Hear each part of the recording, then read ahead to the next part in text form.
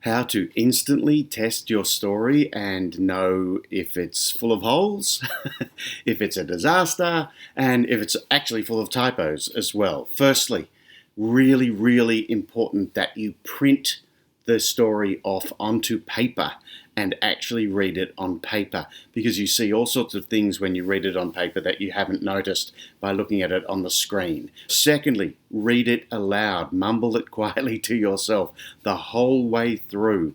This is an excruciating thing to do, and you might need to warn the other members of your household that you're going to be talking to yourself for a considerable amount of time, but it's so worth doing. When you read a story aloud, all these knotted sentences become really apparent to you because they're almost impossible to actually say half of these sentences.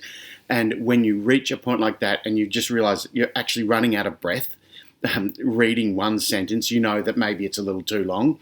And also when you're stumbling over words to get a sentence completely read, it's perhaps confusingly written because the reader's going to have the same experience when they get to that sentence. So to help you clarify what you're trying to say, really good idea to read the story aloud. And here's the big test. And this I've done with my children's books a lot, and it is magical and also devastating.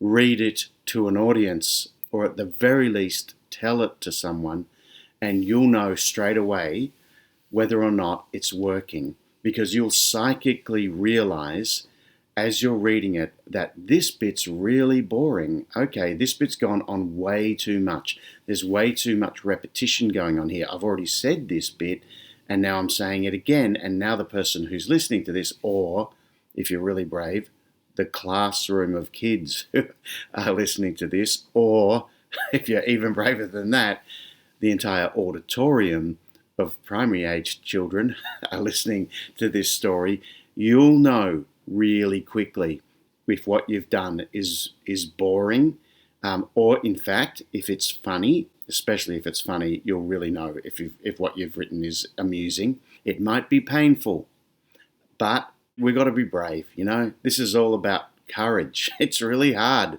to do this stuff, to be an author of a story. It really takes an enormous amount of courage, and this is just another example of a moment where you're going to need some courage. So do it if you can. Sometimes it's hard to get someone to sit down and listen to you read a novel, but my wife and I, we do it as a sort of happy hour. Have a drink or have a coffee, and Jane is reading her novel to me and getting the feedback, instantly from me, exactly as I think of the things that are troubling me or I'm enjoying about the story. So definitely print it out and read it off the page. Vital to do that. You almost can't see some things on the screen.